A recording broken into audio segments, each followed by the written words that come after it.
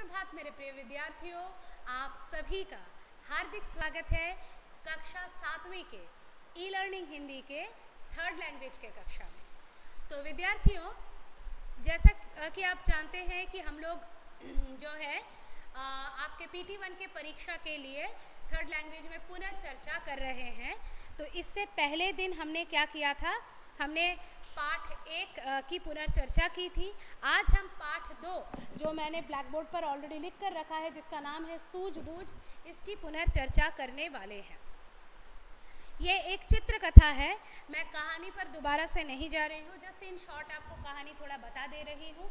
इसमें क्या हुआ था कि इसमें जो है एक राजा कृष्णदेव राय ने एक रज़ाई को दिखा करके ऐलान किया था कि इस रज़ाई में जो मुझे मोड़ देगा, मुझे पूरी तरह से ढक देगा, मैं उसको इनाम दूंगा। और ये बोल करके जो है उन्होंने दिखाया था। राजा कृष्णदेव के राय के दरबार में तेनाली रामा नामक एक जो है बुद्धिमान व्यक्ति रहते थे।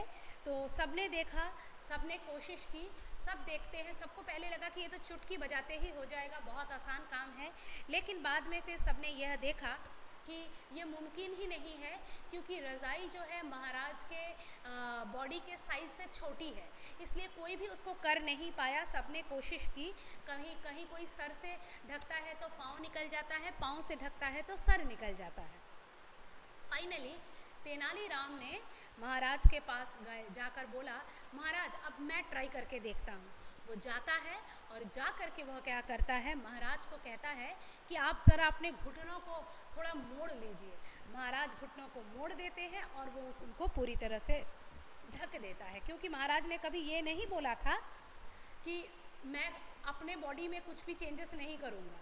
इन्होंने बॉडी में चेंजेस कराने की जगह रज़ाई में चेंजेस कराना चाहा, जो तेनालीराम ने बिल्कुल नॉर्मल से आके एकदम बहुत आसान से दिखने वाले तरीके से काम को अंजाम दे दिया। तो इससे हमको यह सीख मिलती है कि सूझबूझ और बुद्धिमानी से कठिन काम भी आसान हो जाता है। तो इसमें हमने शब्दार्थ पढ़े थे। बच्चों, मैं बार बार बता देती हूँ, शब्दार्थ को पढ़ना आपके लिए बहुत ज़रूरी है। सारे शब्दार्थ पढ़िए, ठीक है। जैसे कि यदि मैं एक प्रश्न आपको दे दूँ कि ये जो शरीर है, शरीर शब्द का समानार्थी शब्द लिखिए। देखिए मैं लिख के दिखाती हूँ। शरीर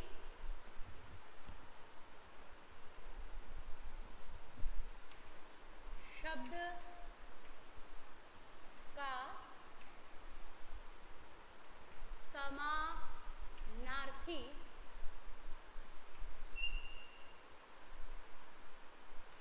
शब्द लिखें। शरीर शब्द का समानार्थी शब्द लिखें। ये मैंने आपको प्रश्न दे दिया।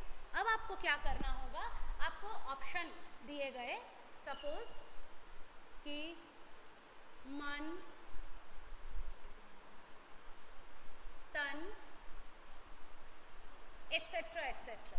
तो आपके लिए करेक्ट ऑप्शन क्या होना चाहिए? आपके लिए करेक्ट ऑप्शन होगा तन। तो इस प्रकार से आप शब्दार्थ को भी देखिए, आप लोग इजीली MCQ टाइप क्वेश्चन में ढाल सकते हैं। तो इसलिए शब्दार्थ को हल्के में मत लीजिए, सारे शब्दार्थ अच्छे से पढ़िए। उसके बाद सोचिए और बताइए, keep it aside, no need to do it. उसके बाद देखिए क्या है, उसके बाद है किसने कहा, सही उत्तर पर निशान लगाइए। महाराज इस काम को तो मैं चुटकी बजाते ही कर दूंगा। ये कथन किसका था? यह कथन ना तो तेनालीराम का था और न ही पहलवान का था, यह कथन मंत्री का था। उसके बाद वाला कथन देखिए, महाराज आप अपने घुटनों को थोड़ा सा मोड़ लीजिए। एक ही व्यक्ति था जिसने महाराज के शरीर में फेरबदल करना चाहा था, और वो था हमारा तेनालीराम। तो इसका जवाब क्या होगा? तेनालीराम।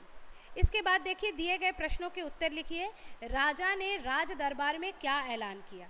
राजा ने राज दरबार में एक रज़ाई दिखाकर ऐलान किया कि उन्हें यह रज़ाई जो ओढ़ा देगा उसे वो इनाम देंगे।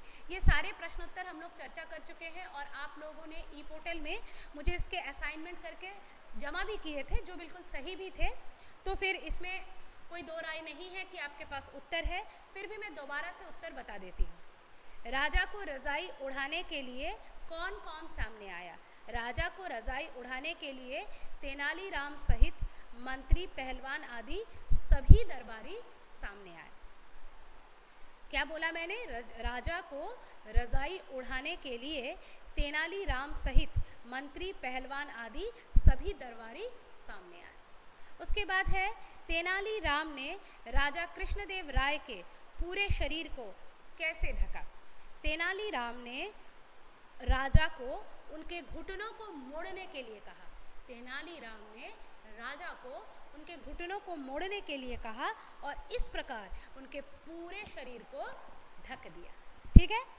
आखिरी प्रश्न, इस पाठ से आपने क्या सीखा? इस पाठ से हमने यह सीखा कि सूझबूझ और बुद्धिमानी से कठिन काम भी आसानी से हो सकता है। तो आज के पाठ में इतना ही। अगले पाठ में हम इसके भाषा ज्ञान पर चर्चा करेंगे। तब तक के लिए धन्यवाद।